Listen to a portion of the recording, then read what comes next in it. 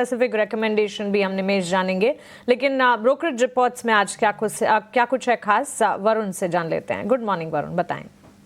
Good morning Mansi. तो देखिए, दो फार्मा स्टॉक्स आज फोकस में रहेंगे। एक तो है शिल्पा मेडिकेयर। यहाँ पे एंटिक का एक नोट आया है, खरीदारी की सलाह है और लक्ष्य अगर आप देखेंगे तो 1090 के इन्होंने रखे हैं। इनका कहना है कि आगे चल के जो है वो एक पिवटल ग्रोथ फेज में जो है वो शिल्पा मेडिकेयर यहाँ पे जा रहा है और नियर टर्म एग्जीक्यूशन जो है वो कंपनी का अच्छा रहने वाला है। स्ट्रैटेजिक बेट्स जो है वो कहीं ना कहीं मल्टी ईयर ग्रोथ साइकिल की तरफ इस कंपनी को लेके जा रहे हैं। साथ ही साथ आगे चल के काफ़ी सारी अपॉर्चुनिटीज़ है जिसको ये कंपनी कैपिटलाइज करेगी, जिसका फ़ायदा इस कंपनी को हो सकता है। और खासकर बायोसिमिलर और सीडीएमओ बायोलॉजिक्स जो है वो काफ़ी पोटेंशियल लगता है FY28 से इस कंपनी के कंट्रीब्यूशन में, और इसके लिए यहाँ पे खरीदारी की सलाह दी है। इनका मानना है कि रेवेन्यू ग्रोथ CAGR जो है वो करीब 34% के आसपास रह सकती है अगले 2 साल में। एबिटा में भी 34% के आसपास की बढ़त देखने मिलेगी। EPS CAGR जो है वो 100% से ज़्यादा का भी रह सकता है। इसके लिए खरीदारी की सलाह है और 1090 के इन्होंने लक्ष्य दिए हैं। अगली रिपोर्ट है ऑरबिंदो फार्मा पे, और यहाँ पे नुआमा ने नो डाउट खरीदारी की सलाह है। अपना लक्ष्य हल्का सा इन्होंने घटाया है, 1485 से घटा के 1460 का किया है, लेकिन इनका कहना है आगे चल के मीडियम टर्म में काफ़ी सारी अपॉर्चुनिटीज़ है इस कंपनी के लिए। जैसे कि आप देखिए, जो पेंजी यूनिट है उसका रिजम्पशन, यूरोप और चाइना के यूनिट का जो लॉन्च है उसका फ़ायदा इस कंपनी को मिलेगा। इंजेक्टेबल ड्रग लॉन्चर जो है यूजिया 5 से, उसका फ़ायदा कंपनी को मिलेगा। वॉल्यूम ग्रोथ ओरल प्रोडक्ट्स में काफ़ी अच्छी रह सकती है। जी रेवलीमेड यानी कि जो रेवलीमेड की सेल्स है नो डाउट उसको ऑफसेट करेगा यूरोप और US के नए लॉन्चेस, और इसके लिए खरीदारी की सलाह दे रहे हैं। इनका मानना है कि 2025 से 27 तक करीब एबिटा, रेवेन्यू और पैट में आपको 7 से 15% के आसपास की बढ़ोतरी जो है वो देखने मिलेगी, और अपने हिस्टोरिकल वैल्यूएशन से कंपनी नीचे ट्रेड कर रही है। इसके लिए कंपनी इनको अभी भी पसंद आती है। नो डाउट 20-25 रुपये के आसपास टारगेट काटा है, लेकिन अभी भी अगर आप देखेंगे तो करंट मार्केट प्राइस से स्टॉक के टारगेट जो है वो काफ़ी ऊपर है। इसके लिए ऑरबिंदो फार्मा पे भी रखिएगा नजर।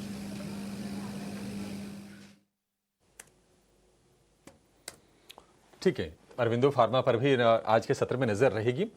बहुत शुक्रिया वरुण आपका। लेकिन निमेश जी, आप अपने जरा शेयर बता दीजिए, आज आपकी नजर बाजार में कहां पर है और आपके हिसाब से मौके कहां अच्छे बनेंगे? देखिए, रिलायंस इंडस्ट्रीज काफी स्ट्रांग लग रहा है और एक अच्छे सपोर्ट के ऊपर भी ट्रेड कर रहा है। मेरा मानना है कि रिलायंस के अंदर यहाँ से हम लोग जो जिस तरह से स्टॉक स्पेसिफिक अप्रोच की बात करें, रिलायंस यहाँ से मार्केट में आउट परफॉर्म करेगा ऐसा मेरा मानना है। तो रिलायंस के अंदर मेरा बाय रिकमेंडेशन है।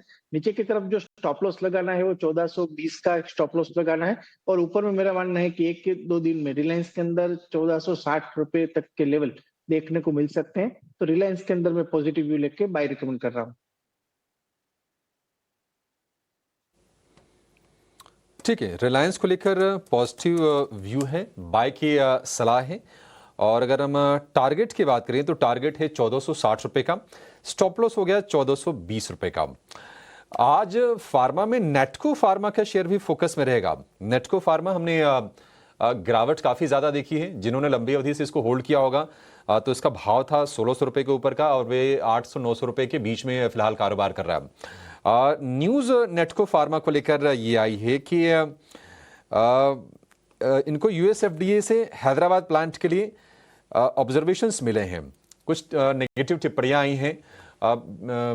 कैसे देख रहे हैं विवेक जी आप इस खबर को नेटको फार्मा के लिए?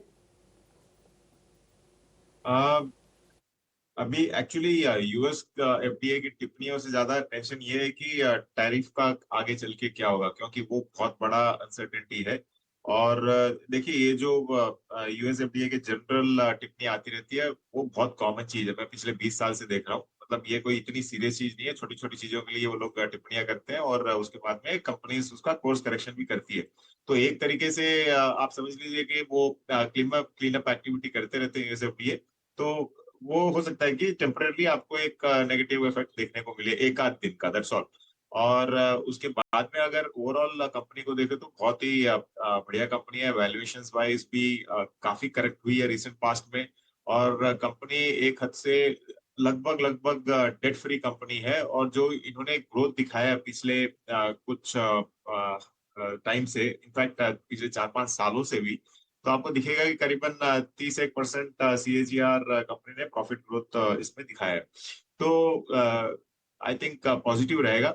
लेकिन हाँ, अभी टेंशन जैसे मैंने कहा कि टैरिफ वाला ज्यादा है ना कि इससे, तो इसका टेंशन मैं नहीं लेने वाला। लेकिन हाँ, टैरिफ का क्या होगा ये आपको देख बैठ के मतलब वेट करके देखना पड़ेगा। लेकिन वो भी मुझे लगता है कि यूएस इतना अग्रेसिव नहीं हो सकता है फार्मा पे, क्योंकि काफी डिपेंडेंसी है इंडियन फार्मा कंपनीज पे, और बहुत सारी कंपनीज का जो प्लांट्स वगैरह है वो भी यूएस में भी अवेलेबल है। तो ये लीस्ट अफेक्टेड सेक्टर होगा अगर टैरिफ्स भी आता है। तो हाँ, सेंटिमेंटली आपको वाइल्ड मूवमेंट्स दिख सकते हैं, लेकिन मुझे लगता है कि फार्मा ओवरऑल मैं तो काफी बुलिश हूँ, और ये मेरा मतलब टॉप बेट्स में है अभी फार्मा आगे चल के। ठीक है, टॉप